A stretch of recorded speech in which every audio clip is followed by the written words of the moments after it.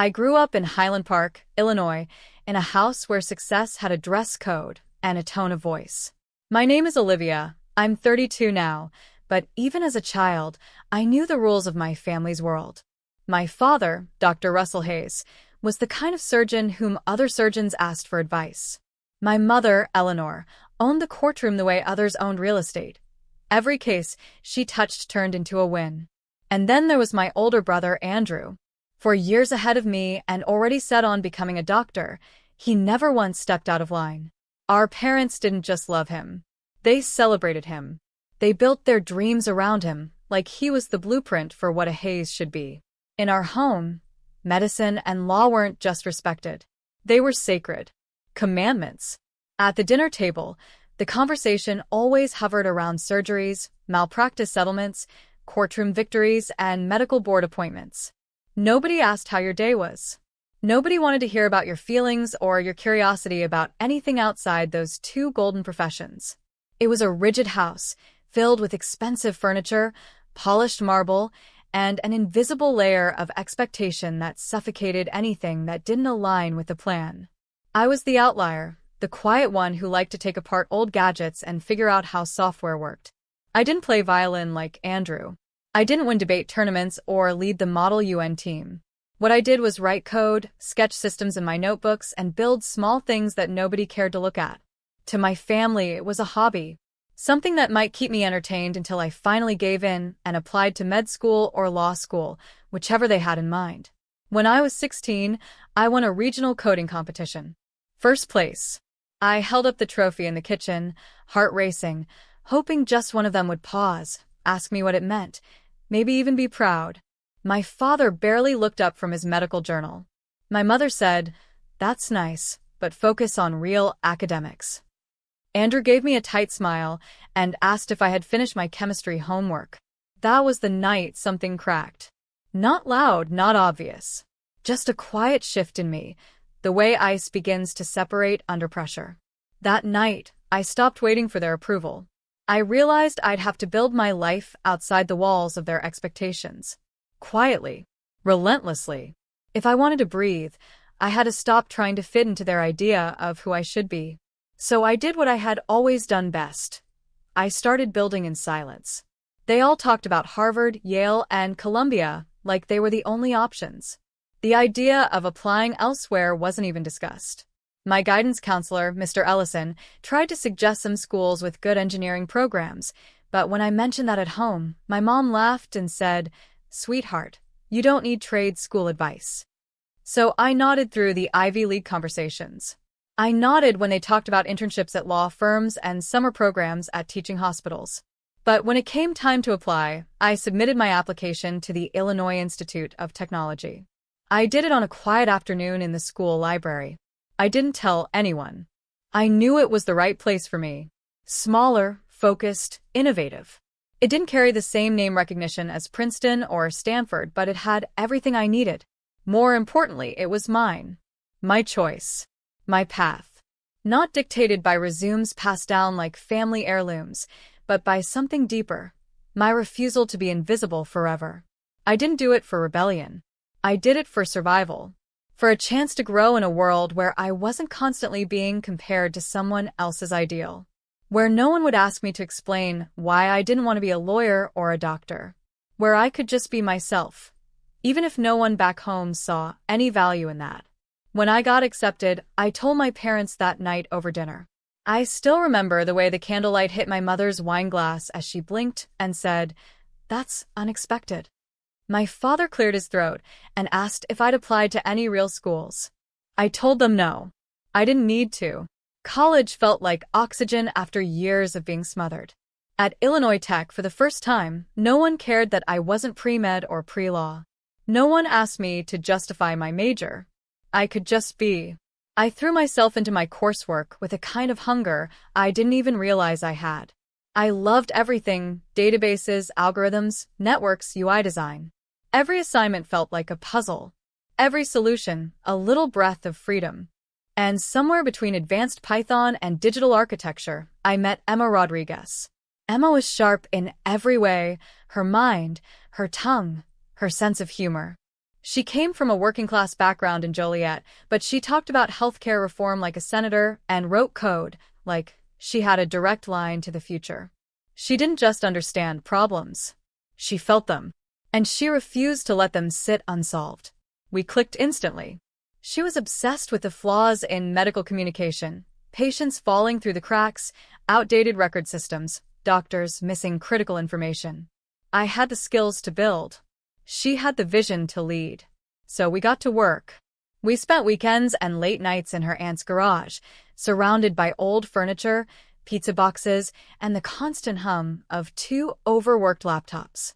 We started building what we'd later call Nextech, a secure, integrated communication platform for hospitals designed to link everything from prescriptions to test results in real time. Emma handled user experience and partnerships. I built the backend and data systems. At first, it was chaos. Our prototype crashed if you clicked too fast. We pitched to student startup panels and got rejection after rejection. But we learned. We got sharper. We won a local pitch competition that came with a $5,000 grant. That money felt like $1 million. It paid for server space, a new router, and a half-decent website. It also bought us time. Then, at a healthcare startup expo in our third year, we met Dr. Harriet Chin, a sharp, no-nonsense physician with a serious reputation in Chicago's hospital system. She didn't laugh at our pitch. She didn't roll her eyes at our student status. She leaned in. She asked questions. 3 weeks later, she became our first client. It was a small pilot in one wing of her hospital. But it worked.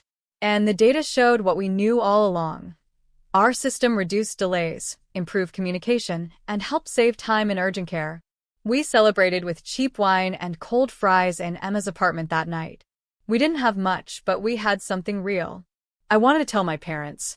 I wanted to see the look on their faces when they realized I wasn't just playing around with code, that I wasn't wasting time or living in a phase, that I had built something that mattered.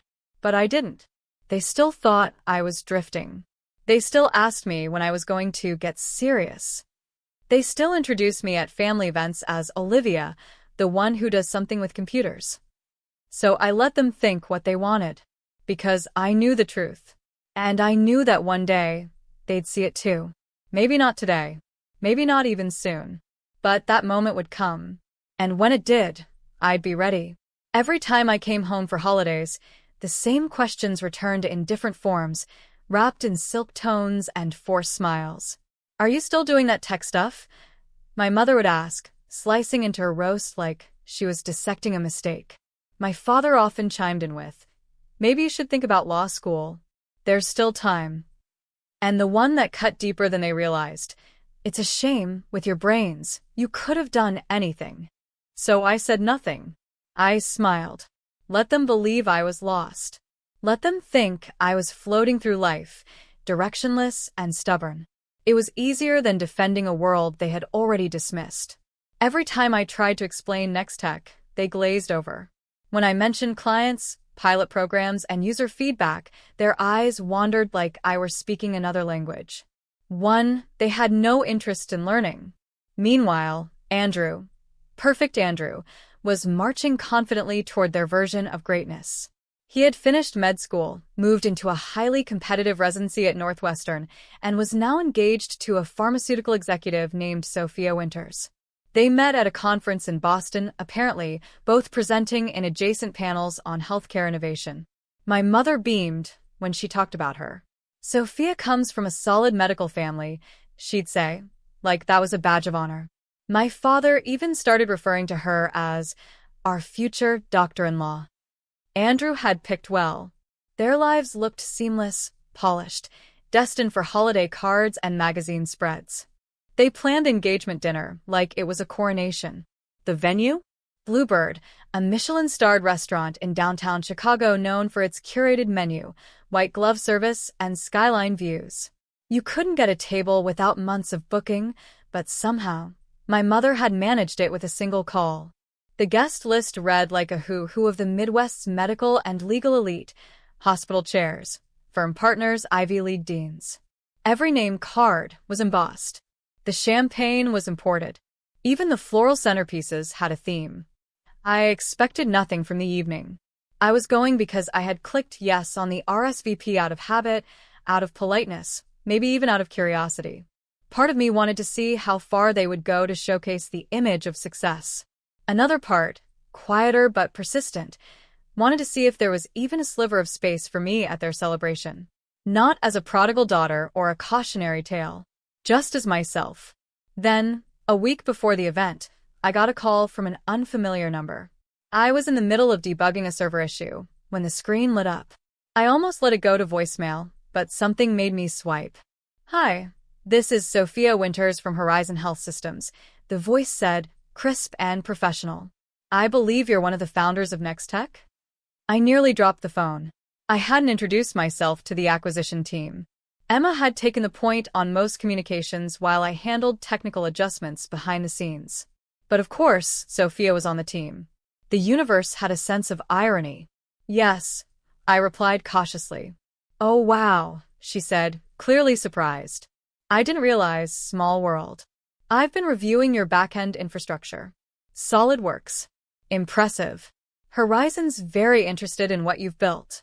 I stood frozen in my kitchen, fingers still curled around my coffee mug. My brother's fiancée, the golden girl of my family's future, worked at the very company preparing to acquire the platform they didn't even know I had created. I kept my voice calm. "Nice to meet you, Sophia." She didn't linger on the call, just thanked me for the technical clarifications and hung up. But inside, something shifted. The ground beneath everything I had built was now unexpectedly connected to the world I had left behind. And no one in my family had the faintest idea. The day of the dinner arrived with a quiet dread. I wore a simple navy dress, tailored and understated. I didn't want attention. I just wanted to exist without being picked apart. I drove myself, parked 2 blocks away, and walked through the drizzle that had started falling. Bluebird stood glowing like a glass jewel, its interiors already flickering with candlelight and expensive laughter. Inside, the air buzzed with curated luxury. Soft jazz filtered through hidden speakers. The servers moved like dancers. I was led to my place card at the end of the long table, far from the laughter, tucked between a distant cousin and an elderly guest who kept asking if I was the nanny. The front half of the table, where my parents, Andrew and Sophia sat, shone like a spotlighted stage. They laughed easily, toasted frequently. Every word seemed rehearsed and effortless. At one point, my aunt leaned toward me with a sympathetic smile. "There's a job lead at Apple," she said gently. "We know someone in HR. You should consider it. You're too smart to be wasting your time." I opened my mouth to respond, but before I could, Andrew stood and tapped his glass with the edge of his fork. The room quieted. "I'd like to formally introduce my fiancée," he began, his smile wide.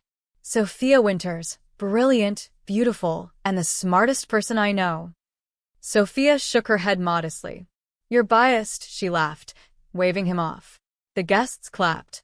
My mother's eyes glistened. My father raised his glass like he was christening a ship. I smiled, silent. She still hadn't seen me.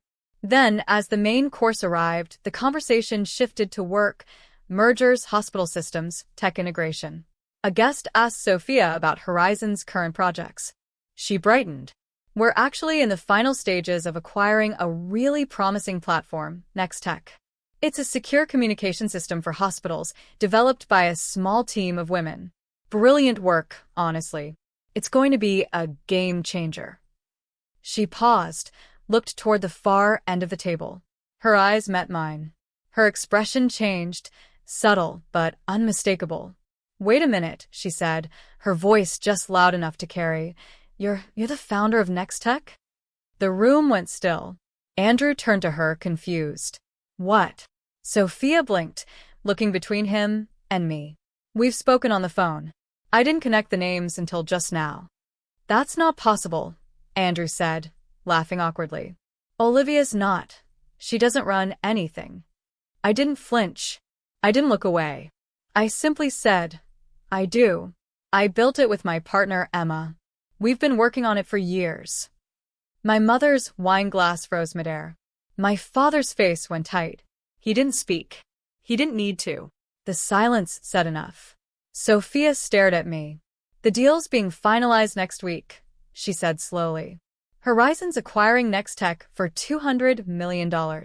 You're the founder? I nodded. And just like that, the temperature in the room changed. No one clapped. No one toasted. The air seemed thicker, heavier. I could see it registering in their eyes. This thing they never took seriously had become something undeniable. Something real. Something successful. And it had been in front of them the entire time. All I did was sit back in my chair, cut a bite of my steak, and take my time chewing. Let them rethink everything. Let them finally understand who I was. The people who had spent years overlooking me were now scrambling to recalibrate. My aunt, who had once tried to steer me toward an Apple job out of pity, suddenly wanted to discuss investment opportunities in tech. She leaned forward at brunch, asking if I had considered scaling internationally. My cousins, who used to roll their eyes when I mentioned coding, now leaned closer, dropping names of venture capitalists they just happened to know. Even my father, always composed, always in control, looked at me differently now. His eyes carried the kind of uncertainty that only comes when reality no longer matches the story you've told yourself for decades. I hadn't come for applause. I didn't need validation. But I won't lie, watching their silence fracture, watching the pedestal they'd built for Andrew wobble slightly, watching the confusion and surprise settle into their expressions like dust on old trophies, it felt like quiet justice. It wasn't about revenge. It was about finally being seen. The night after the dinner, I couldn't sleep. My phone kept lighting up with messages. From my mother, "Can we talk tomorrow?" From my father, "Proud of you. Let's connect soon." Even a hesitant one from my aunt. That was impressive.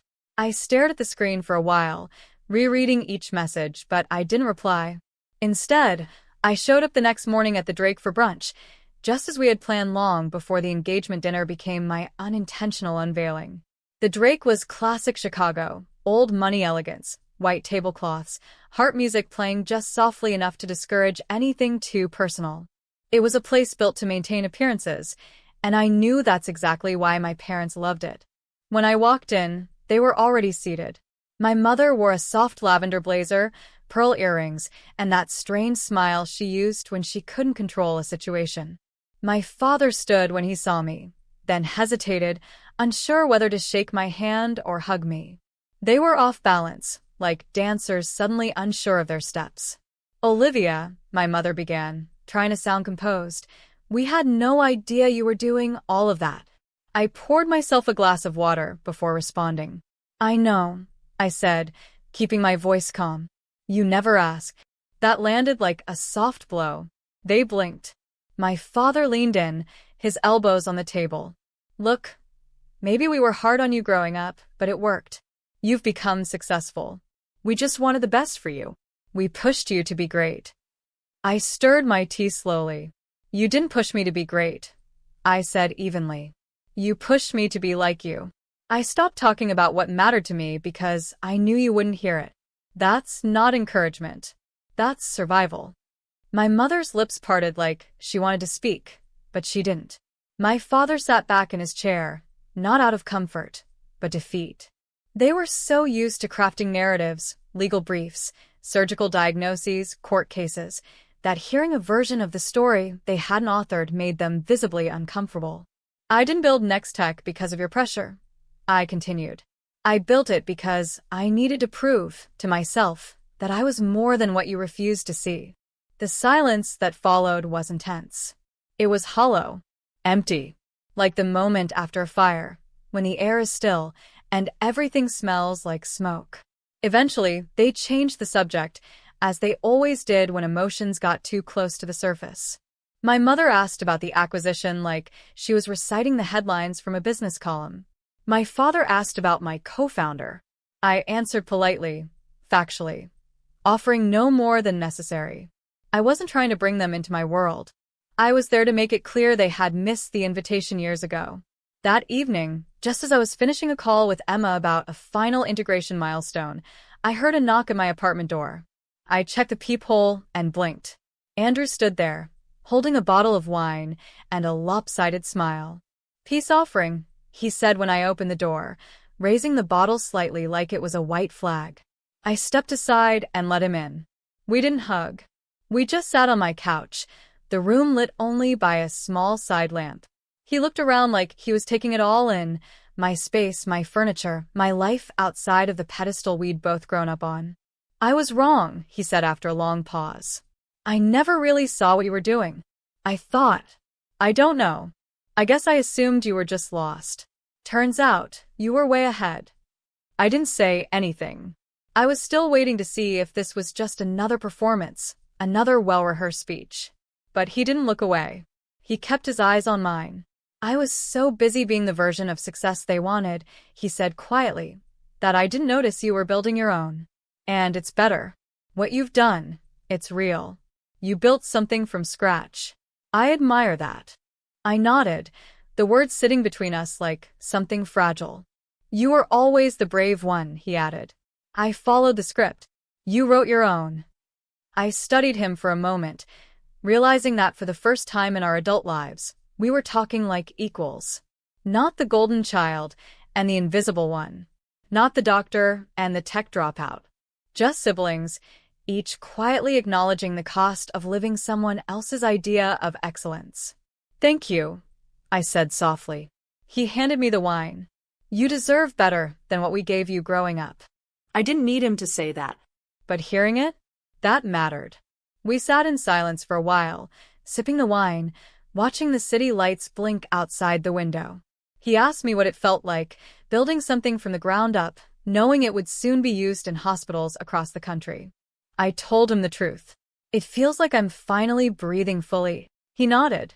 "Maybe we all need to stop pretending there's only one way to matter." For once, I agreed. As he left, he turned at the door. "You know they're going to try to be part of it now, right? The success. The story." I gave a small smile. "They weren't there when I needed them. They won't be the heroes in the version I tell." He grinned, finally seeing me fully. Fair enough. When the door closed behind him, I stood alone in my apartment, heart steady, mind calm. For the first time, I wasn't carrying the weight of being misunderstood. I had nothing to prove. Not anymore. We talked for hours. About medicine, about startups, about the pressure we both carried in different ways. Somewhere between laughs and long, thoughtful pauses, I realized we were finally seeing each other. Not as the roles we had been cast in since childhood, but as who we were. Andrew, the golden child, and I, the overlooked outlier, were finally having a real conversation. Not a performance. Not a debate. Just the truth. It was the first real conversation we'd ever had. And maybe, just maybe, the beginning of something we never thought we could have, an actual relationship, free of comparison. 2 weeks later, the deal closed. Horizon Health Systems finalized the acquisition for $215 million. The moment it was signed, Emma and I looked at each other across the table, and I could see it in her eyes. We had done it. Nextech was no longer just a garage project, born out of frustration and late-night brainstorming. It was now part of a national healthcare network, backed by one of the biggest names in the industry. Our idea, our code, our sleepless nights had led us to this. We didn't sell out. We stepped up. Horizon didn't just absorb us. They gave us leadership roles. Emma and I stayed on as co-heads of the innovation and product integration teams. We had glass-walled offices now, actual assistants, full development staff, and budgets that used to be unimaginable. Every time I walked past the new signage that read Horizon Plus Nextech, I felt the past stretch out behind me like a shadow. Emma's aunt's garage, the cold winters, the rejected grant applications, the lonely moments when I wondered if it would ever matter. And now, it did. There were endless meetings with executives, transition sessions with hospital administrators, media interviews, and strategy planning. My name started showing up in places I never expected, on tech podcasts, in startup journals, even in a Forbes piece titled, "The Quiet Power of Founders Who Don't Wait to Be Seen." At first, I cringed every time someone asked for a quote. I wasn't used to being the voice in the room. For so long, I had built things in silence.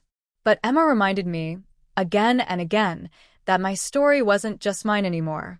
It was permission for someone else to try. At home, everything began to shift, slowly, awkwardly, but undeniably.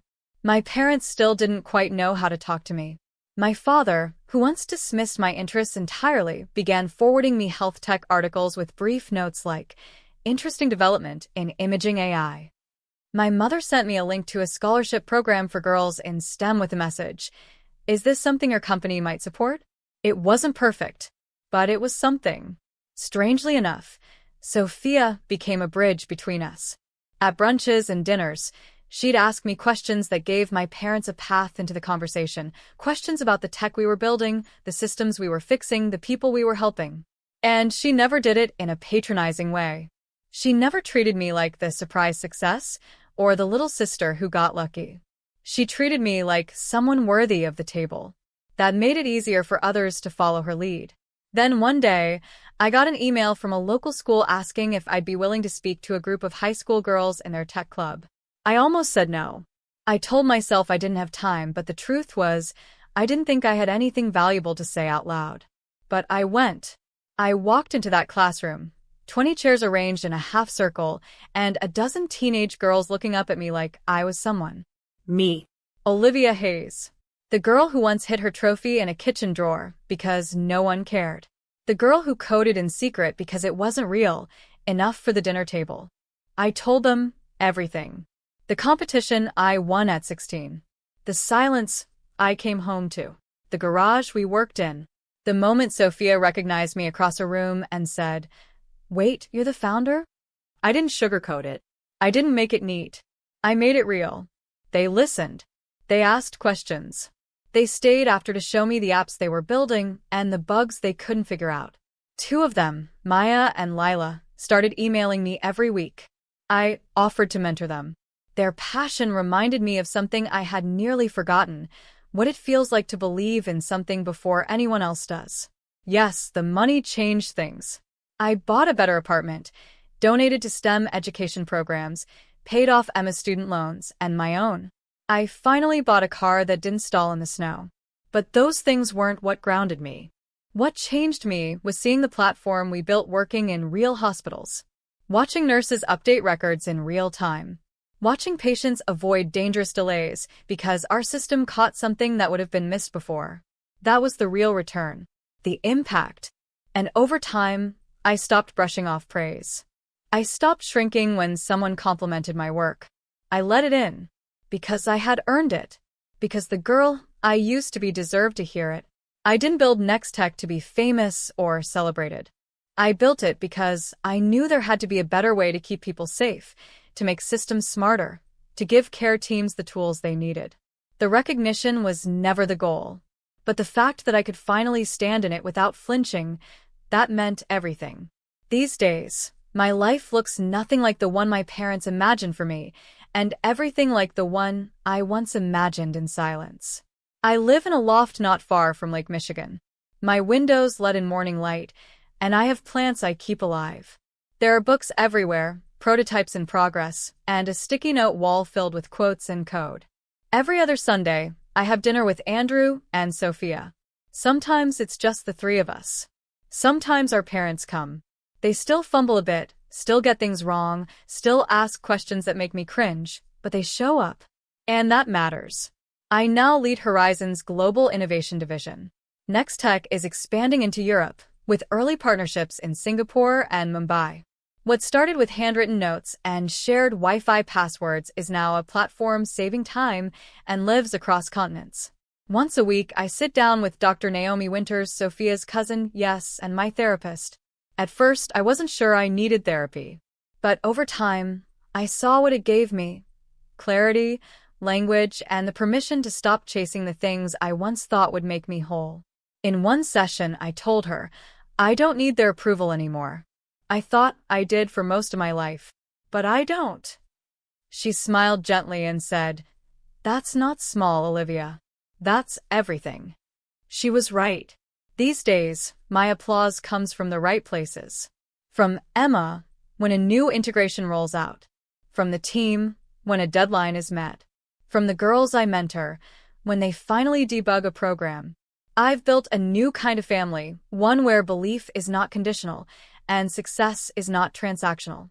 And I've made peace with the one I came from, not because they've changed completely, but because I no longer need them to. Tonight, I stood by my window, coffee in hand, and watched the Chicago skyline blink against the night. I thought of all the times I stayed up wondering if I would ever be seen, wondering if I had to shout just to be heard. I didn't. I just had to build. And if you're out there, waiting for someone to notice you, stop waiting. Make noise with your work. Let your effort speak. Let your heart lead. You don't have to prove them wrong. You just have to prove yourself right.